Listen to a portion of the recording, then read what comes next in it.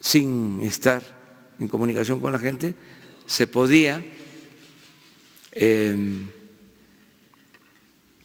ser famoso con la publicidad, con los medios. Y así como se introduce un producto chatarra en el mercado, así se proyectaba a los políticos. De repente no eran conocidos y empezaba la publicidad en los últimos tiempos a posicionarlos.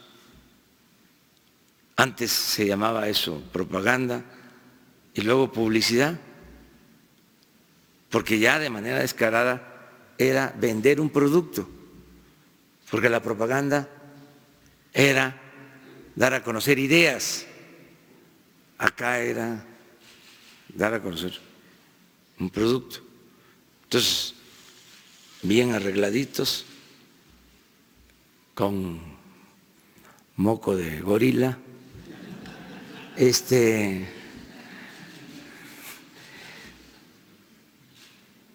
para medios, nada más. Entonces, esa es mi opinión, o sea, hay que trabajar con la gente. El poder solo tiene sentido y se convierte en virtud cuando se pone al servicio de los demás. También es muy satisfactorio el ejercicio de la política, el tener la comunicación con la gente. Puede uno tener malos días, malos momentos, pero con la gente se llena uno de fortaleza moral y es muy satisfactorio.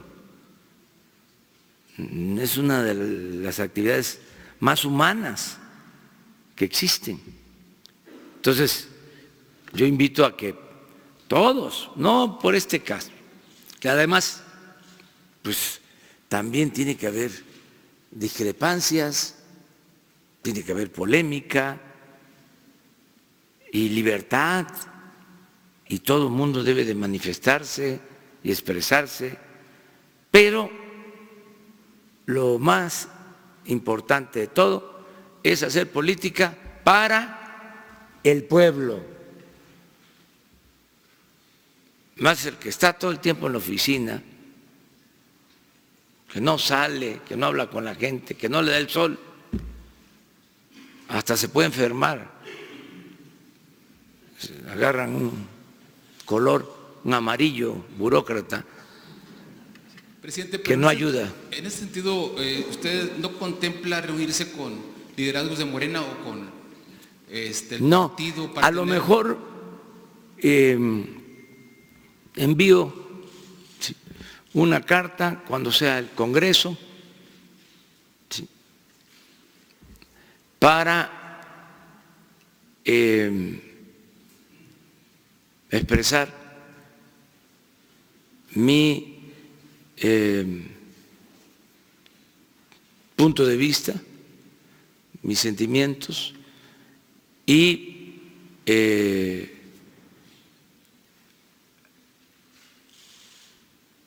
desear que le vaya muy bien a Morena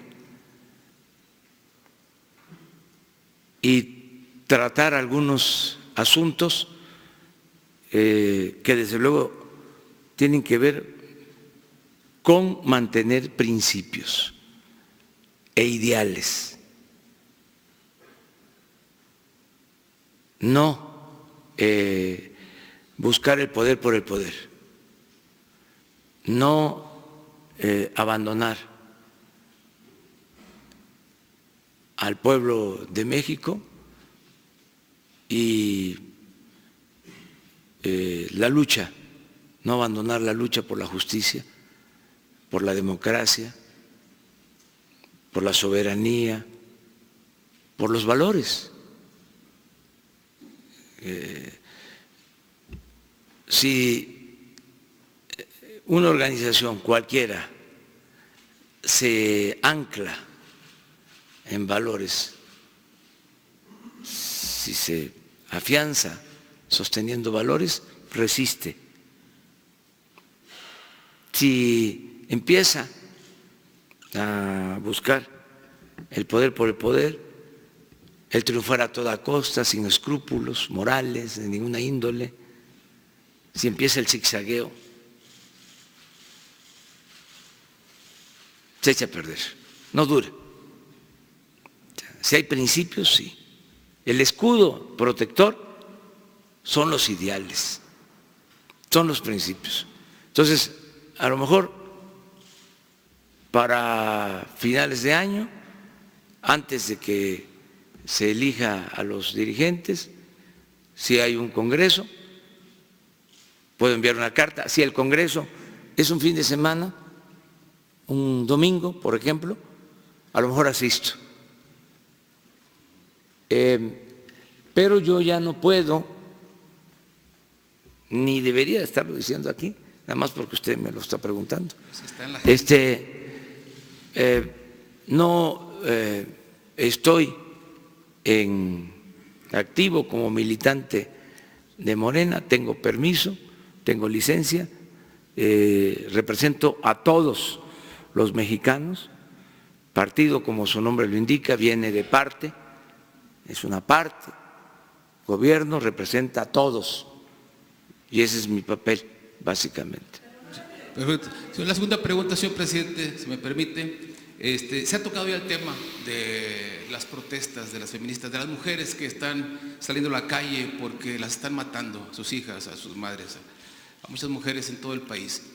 Mi pregunta es si más allá de lo que se ha mencionado en cuanto a los daños que causaron aparentemente o que se registraron por ahí en el Ángel de la Independencia o en una estación del Metrobús, que por cierto había algunas mujeres que decían que debería de quedarse así el ángel para que se viera la huella de la protesta de las mujeres, que están saliendo a reclamar algo justo, porque aparte reclaman el encubrimiento de parte de policías o de parte de agentes del Estado que también las han victimado, que son encubiertos inclusive por algunos gobernantes. Está el caso de Torreón, por ejemplo, que ni siquiera quieren emitir la alerta de género, y así como Torreón, otras ciudades del país.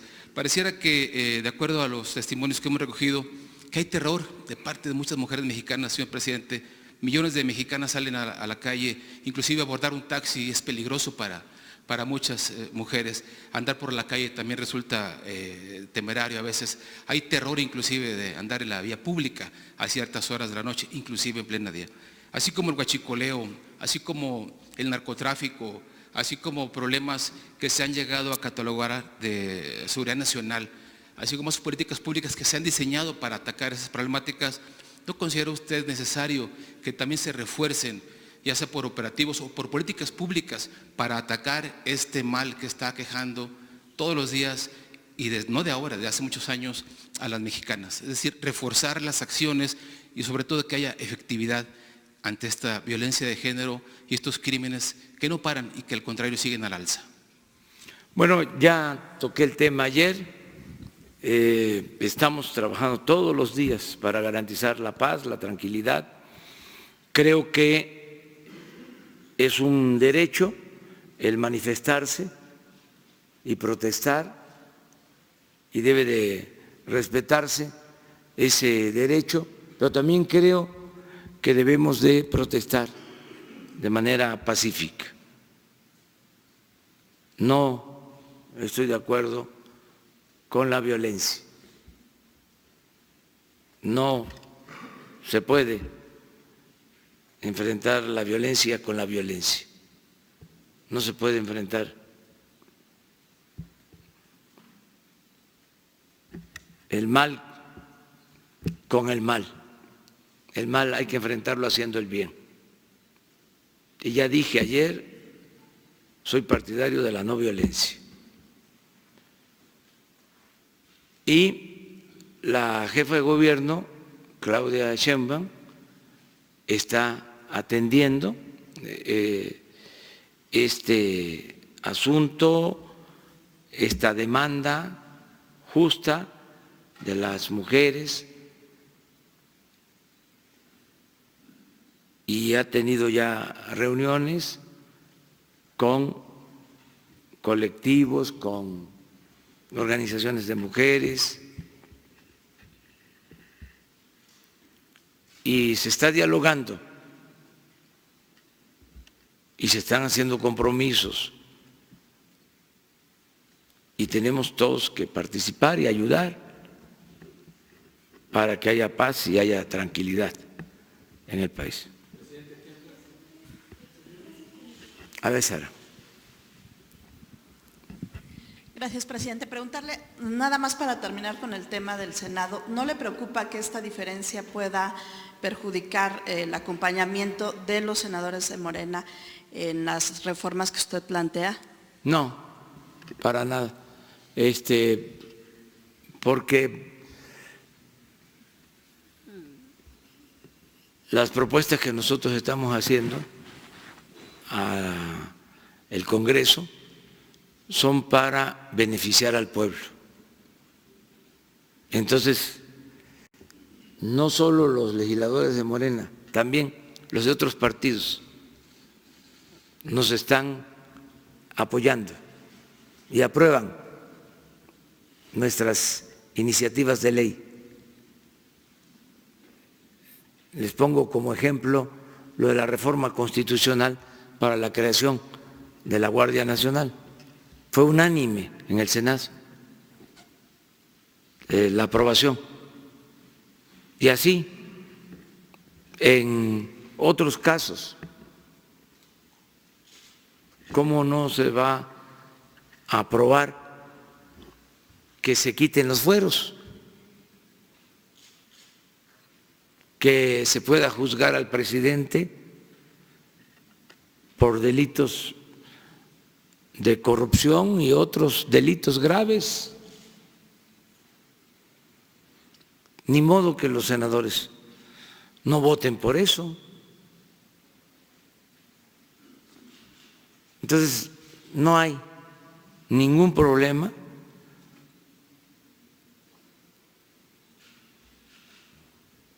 Y nosotros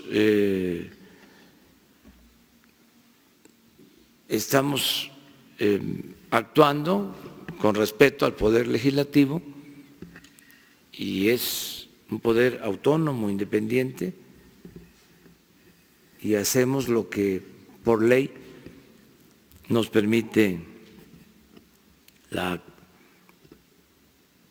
Constitución en este caso, ¿no? Y preguntarle, el Instituto Nacional Electoral ha pedido que los servidores de la Nación ya no porten este chaleco color caqui. Que está bien, sin problema, ¿no? Todo lo que pidan. ¿Cuántos servidores de la Nación hay y de dónde salieron? ¿Son de la estructura de Morena? No tengo el dato, cuántos hay. Son quienes han trabajado en regiones, son vamos a decir, promotores del bienestar, del desarrollo, quienes van a las comunidades, han hecho los censos, ellos son los que están trabajando, aclarando, porque siempre se piensa que somos iguales. Cree León que todos son de su condición. Estos servidores de la nación no tienen que ver con Morena ni con ningún partido. Además, el que haga proselitismo por un partido no solo pierde el trabajo, sino debe ser sancionado, porque ya también es delito grave el fraude electoral. Ya no se puede hacer labor desde el gobierno en favor de ningún partido, de ningún candidato. Y es una recomendación que se les da a todos los que trabajan en el campo, en los programas de bienestar. Y vamos a estar todos pendientes para que no se mezclen las cosas. ¿Van a cambiar el chaleco este? Sí, sí es eso lo que pide el instituto, desde luego que sí. Antes, pues se usaba no solo el chaleco, el dinero del gobierno para comprar votos a favor de los partidos. Es decir, había una política clientelar. Hace poquito, no hace mucho. Y eso nunca lo vio el INE. Pasó de noche. Nunca hubo una sanción. Estaban ahí, con todo respeto. No voy a decir la palabra que corresponde, pero sí puedo decir que de adorno, de florero, porque iba a usar una palabra más fuerte, pero ya no lo puedo hacer. Ahora me tengo que estar autolimitando, pero a veces es tanta la hipocresía que sí calienta. Presidente, y a propósito de estos servidores, se ha criticado que algunos líderes de la Iglesia evangélica, que son los que han estado más cercanos a usted, pertenezcan a la nómina de esta Secretaría del Bienestar, sobre todo por la distribución también de la cartilla moral. ¿Esto no violenta el precepto del Estado laico? Pues mientras no hagan una función que tenga que ver con lo religioso, pues no tiene por qué afectar al Estado laico. Se puede trabajar en el gobierno teniendo o no religión, o siendo de cualquier religión, católico o evangélico, de cualquier denominación, o libre pensador, o agnóstico, o ateo. Este es un gobierno plural, siempre y cuando, lo mismo que en el caso de los partidos, no se utilice el cargo, los recursos para hacer labor religiosa. Eso no se puede. Existe una separación muy clara entre lo eclesiástico, entre lo religioso y lo cívico. A Dios lo que es de Dios y al César lo que es del César. Lo mismo que estamos haciendo, separando el poder político del poder económico, porque el poder económico y el poder político eran lo mismo,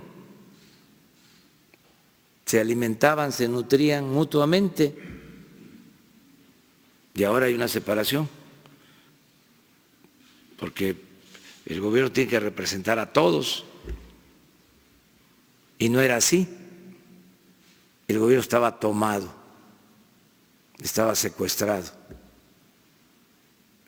por un grupo que hacían jugosos negocios al amparo del poder público, y el pueblo estaba abandonado. Entonces, separación del Estado y de la Iglesia y separación del poder económico del poder político, y desde luego Estado laico, que no significa impedir las libertades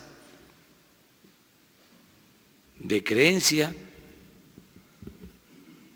no significa impedir la libertad religiosa, significa el Estado laico que no haya una religión del Estado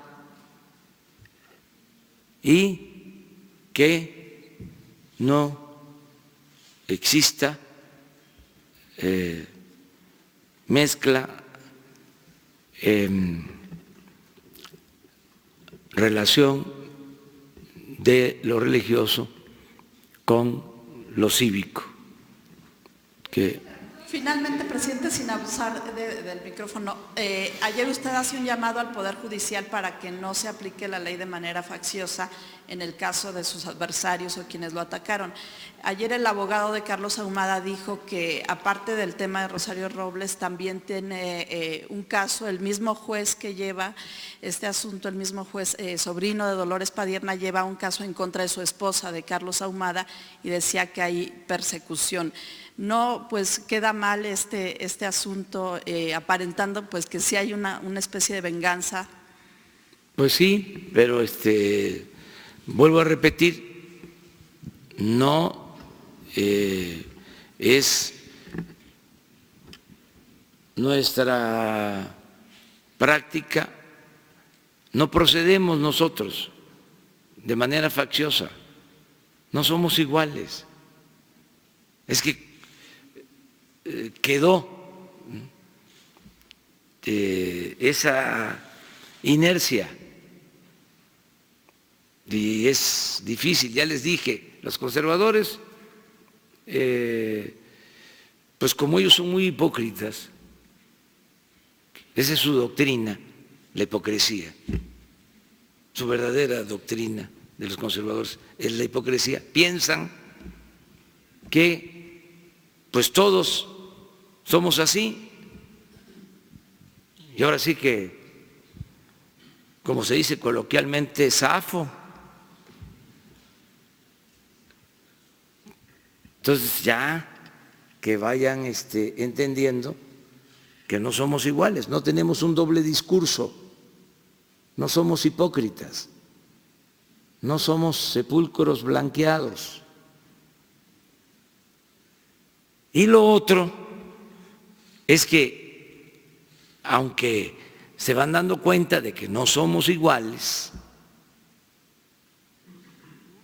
pues piensan que con eso nos afectan y se dedican a difundir mentiras o noticias falsas. ¿Cómo es que se dice eso? Eso, noticias falsas mejor. Estos conservadores, por ejemplo, y sus voceros, mentirosos, además de corruptos, dieron a conocer de que había un libro de texto donde yo aparecía. Y así, a ver, Jesús, ayer dame 2 noticias falsas de ayer. Lo de los libros, ¿cuál otra? Falsa la portada.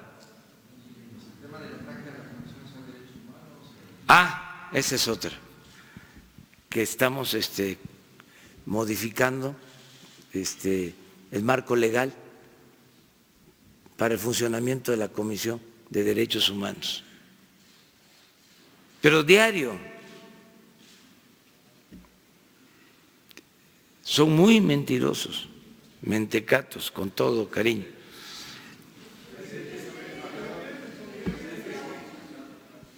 Vamos, mujer, tú. Buenos días, presidente. Montserrat Sánchez, de Reporte Índigo. Según la encuesta Endire del INEGI 2016, que es la más reciente, al menos 300,000 mujeres fueron agredidas sexualmente por policías y 73,000 por militares y marinos. En las marchas recientes se ha exigido que, la consigna es que no nos cuidan, nos violan. yo le quisiera preguntar cómo será o cómo es la capacitación para la Guardia Nacional, Ejército y Marina para tener garantía de no repetición de este tipo de agresiones. Sí, nosotros estamos cuidando que no haya violación de derechos humanos, que no se violen los derechos de las mujeres. No estamos tolerando ninguna violación de derechos humanos. No se tolera, se permite la tortura, la violación de derechos humanos, se garantizan las libertades. Es parte del cambio. No hay racias, no hay masacres. Es distinto el gobierno, completamente distinto.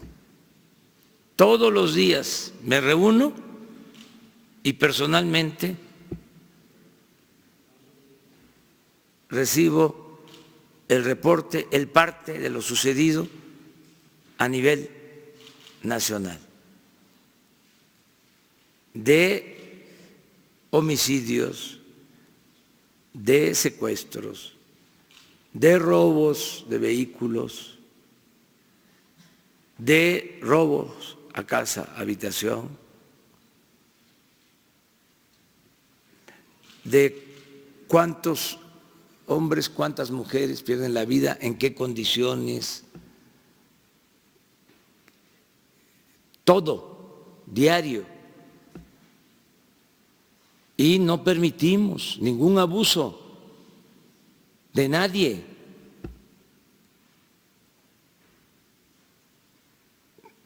Y en el caso de las mujeres, ahí está, además los secretarios de Defensa, el secretario de Marina, el secretario de Seguridad Pública, ahí está todas las mañanas la secretaria de Gobernación, Olga Sánchez Cordero, que es defensora de las mujeres. Además, no es por ella, es por nosotros, son nuestras convicciones. No somos represores, no somos encubridores de delincuentes. Entonces, por eso podemos andar con la frente en alto, sin ningún problema. Si yo me entero de una violación y me informan, por lo general, y tengo yo que agradecer eso al secretario de la Defensa, al secretario de Marina, cuando hay un abuso, nada más lo que hacen es informarme, pero ya actuaron, ya están sancionando a los responsables. No se encubre a nadie. Entonces, vamos a procurar que cada vez haya más paz y tranquilidad. Estamos trabajando para eso. Ayer la jefa de gobierno, Claudia Sheinbaum, anunció que van a dar talleres para la prevención de la violencia de género. ¿Será lo mismo a nivel federal? Sí, en el caso de la formación de la Guardia, hay materias en la formación que tienen que ver con la protección de los derechos humanos y están actuando con rectitud los integrantes. Lo que se requiera, nosotros le encargamos a Claudia Sheinbaum que ella atienda como se merece, como lo exigen las circunstancias, este asunto, y ya tiene comunicación y tiene un plan y se está aplicando.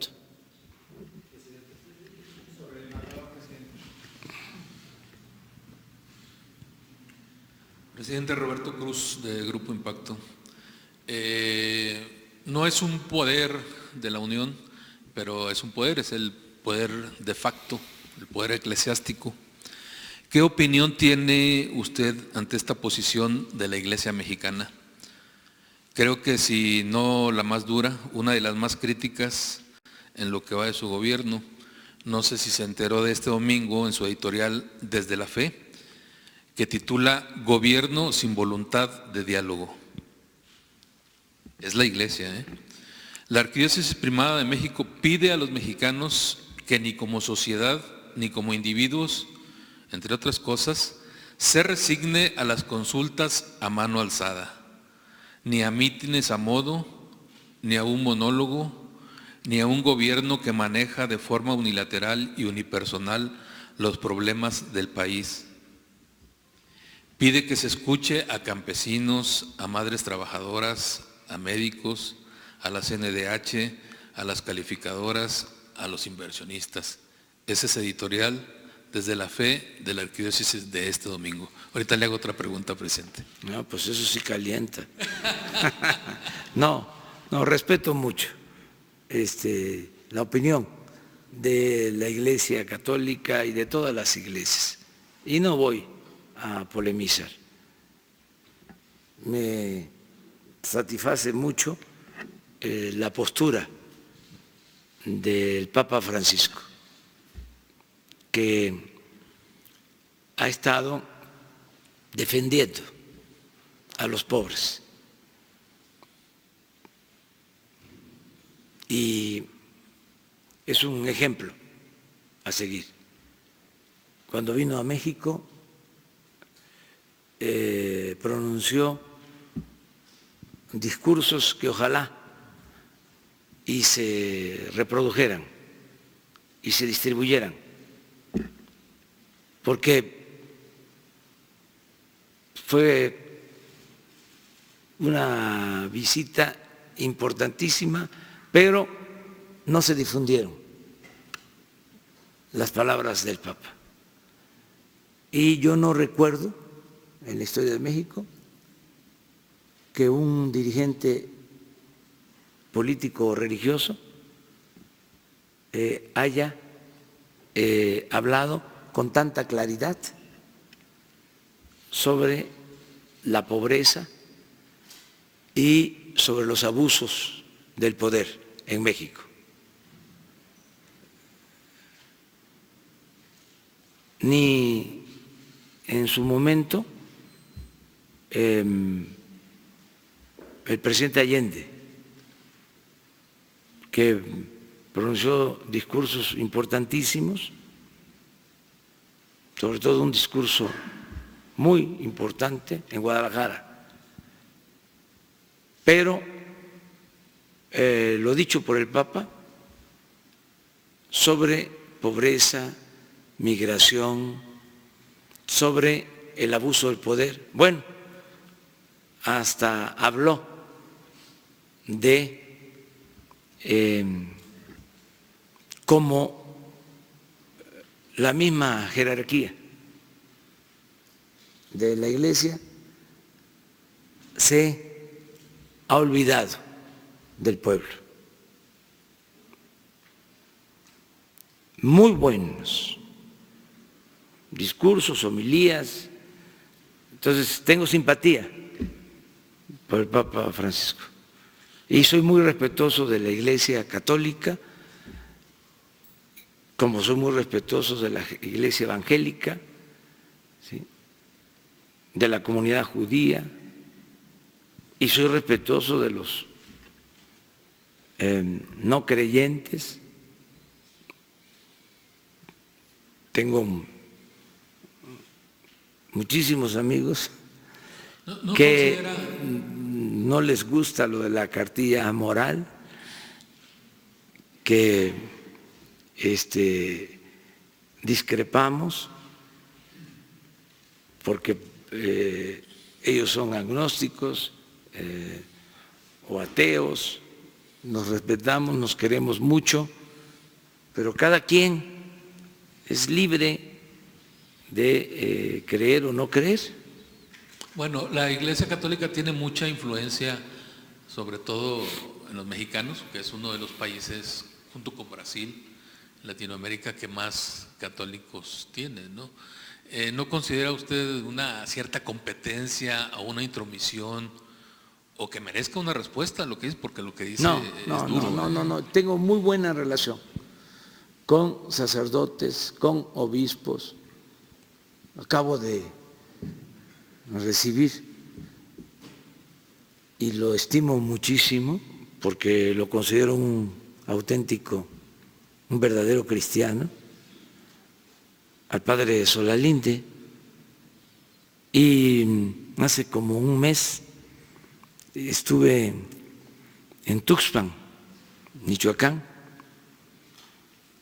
y me acompañó, o estaba en el acto, el arzobispo de Morelia, Garfias. O sea, tengo muy buena relación. En el caso de la Iglesia Evangélica, lo mismo. Tengo muy buena amistad con pastores, con dirigentes de todas las iglesias. Entonces, amor y paz. Presidente, esto quizás se vaya a ver todavía en las leyes secundarias, probablemente, aunque parece ser que ya está definido. ¿Cuál va a ser el mecanismo menos vulnerable para que no persista la venta de plazas en el sector educativo? Ayer un grupo de maestros de la CETEC vandalizaron las oficinas de educación física de la Secretaría de Educación en Chilpancingo. Todos lo vimos ayer, en donde rompieron sillas, quemaron documentos y pintaron las paredes, luego de denunciar al director por presuntamente vender plazas.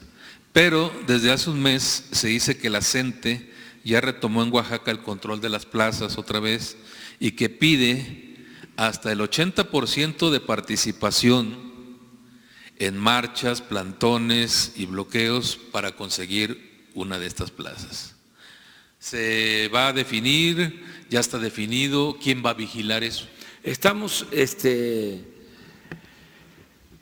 elaborando las leyes secundarias, porque se hizo la reforma educativa, la reforma constitucional, pero faltan las leyes de la materia y ya en estos días se entregan los proyectos, las iniciativas y se están haciendo consultas con maestros, con la CENTE, con el CENTE, con pedagogos, con especialistas, para que las leyes recojan el sentimiento de todos y se mejore la educación. Desde luego, no va a haber corrupción, no se va a permitir la corrupción, no va a haber venta de plazas. Eso tuvo que ver con una época, hasta hace poco se practicaba lo de la venta de plazas. Y quiero también decir con toda claridad que la CENTE, el Movimiento Democrático de los Maestros, no está proponiendo eso,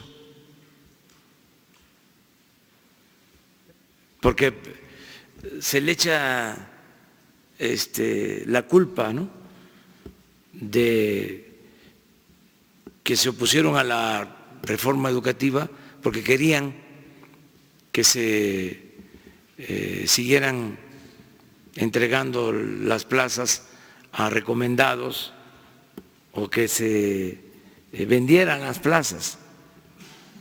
Eso, para decirlo con claridad, es una calumnia. Eso no es cierto. O sea, la derecha, el conservadurismo, usó todas esas mentiras para imponer la mal llamada reforma educativa y satisfacer su obsesión ideológica y sus deseos de privatizar la educación. Entonces mintieron, engañaron. Entonces eso no se da, eso no existe. Hay, por ejemplo, más sentimientos en ese sentido, vamos a decir, hay más expresiones de malos manejos en plazas, en el Seguro Social, y tampoco nada probado. Pero como yo ando recorriendo siempre los pueblos y hablando con la gente, me dicen más de que para entrar al seguro se tiene que tener un familiar y que es muy difícil entrar, que pueda trabajar una enfermera, un médico, si no tiene un familiar. Pero son dichos, yo no tengo pruebas, nadie me dice, como sucede en otras partes, esta institución está llena de familiares, parece el DIF, el encargado de la familia. No se da eso en lo educativo, no lo estoy escuchando. Yo recuerdo que fue un discurso que se utilizó cuando querían imponer a fuerza la reforma educativa. Entonces, estamos viendo lo de las leyes y no vamos nosotros a permitir que haya esos abusos. Presidente, pero entonces, ¿cómo se interpreta la violencia de ayer de la CNE? Debe de haber conflictos, debe de haber problemas locales. Porque ellos aducieron a que hay venta de plazas de un director del Debe de darse en algunos casos, pero no es un asunto general y no se le puede atribuir, ¿sí?, a la CENTE o a una organización de maestros. Pero sí puede haber, o sea, y hay que estar pendientes y no permitirlo, y mucho menos dejarlo establecido en las leyes. Y tampoco permitir que destruyan mobiliario. Sí, eso edificios. yo creo que se va a ir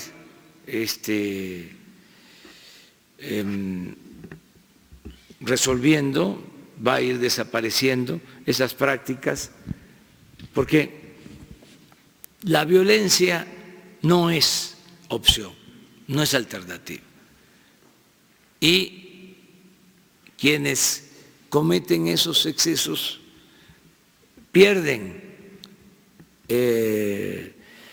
apoyo, pierden credibilidad. Ahora, con esto que sucedió en la manifestación de las mujeres, pues desde luego que hubo provocadores, que eso es lo otro, que siempre hay, quienes se infiltran, provocan, y esos hay que castigarlos, o sea, a todos los que cometen delito, pero hay infiltrados siempre, siempre provocadores. Esto en todos los movimientos. Por eso hay que tener mucho cuidado también en las manifestaciones, cuidar eso, porque pueden ir mujeres a defender una causa justa y ahí andan, ¿no?, los que se dedican a provocar y a generar problemas, o los que quieren confrontar a la sociedad con el gobierno. Hay que ser muy cuidadosos. Sí se puede tener cuidado. Maestros que se manifiestan, organizaciones sociales. Nosotros cuando estábamos en oposición, pues sabíamos de eso, de cómo cuidar para que no se infiltraran. Además, ya se conocen. Ese que le pegó un golpe, por ejemplo, a un reportero, ¿qué tenía que ver con la marcha de las mujeres? ¿Por qué esa actuación? Ahora sí que, ¿de parte de quién?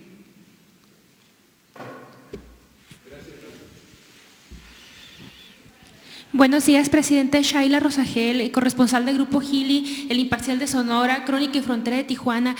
Sobre la reunión de seguridad que se dio la semana pasada en Sonora, se propuso a los alcaldes de los municipios de mayor incidencia delictiva, incluido Hermosillo, que asuman el mando de las policías municipales, mandos militares retirados o en activo. Nos gustaría saber si esta va a ser la tendencia para el resto del país, pues de proponer perfiles de mandos militares en las ciudades de mayor incidencia delictiva, o si es nada más Sonora. ¿Por qué se tomó esta decisión y qué es lo que se espera de estos mandos militares, que ya algunos ya asumieron el mando de las policías municipales? Esa sería mi primera pregunta. Bueno, cuando nos los piden, cuando los solicitan, pues se hacen recomendaciones, porque hay veces que las policías municipales están tomadas, están al servicio de la delincuencia, y se propone limpiar a la policía municipal, estatal. No estoy hablando del caso de Sonora, estoy hablando en general. Entonces, se ayuda en eso, tanto a la Secretaría de la Defensa como a la Secretaría de Marina. ¿Sí? Hay personal en activo y jubilados, retirados, que participan. En el caso de Sonora, tengo entendido que presidentes municipales lo solicitaron. No fue una imposición. Ellos pidieron la renovación de los secretarios de Seguridad Pública. Y vamos a ir para allá. Vamos a estar el día 2. Y ayer me preguntaste sobre Sonora, ¿verdad? No fui yo, fue otra reportera, pero también le preguntaron. Sí. Sí. Y sí, hoy revisamos. ¿Qué se espera de estos mandos los en datos Sonora? Sobre Sonora. ¿Qué se espera de estos mandos militares en Sonora, al frente de las policías municipales? Bueno, lo más importante de todo, lo que corresponde al gobierno federal, es que funcione bien la Guardia Nacional y ayudar en policías estatales y municipales.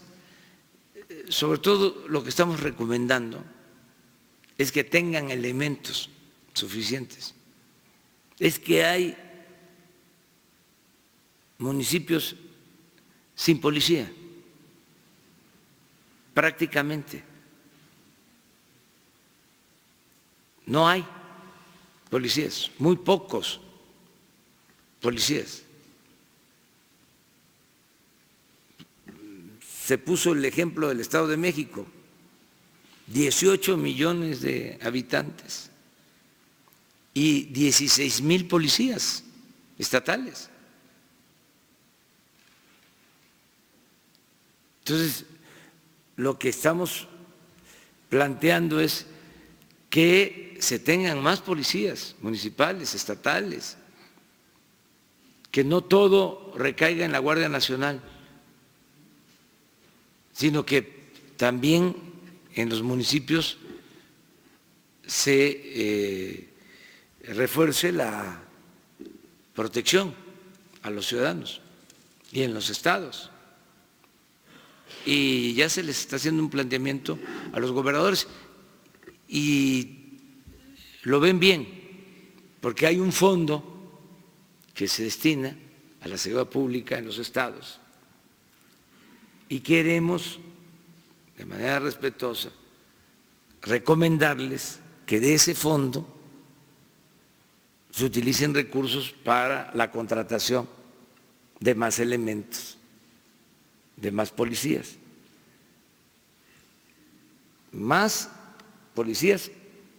capacitados, que sean de confianza y que se les garanticen sueldos y prestaciones justas, porque luego llegan vendedores de cámaras, de aparatos electrónicos, de tecnología, y compran con esos fondos tecnologías que muchas veces no son eficaces, a veces ni funcionan.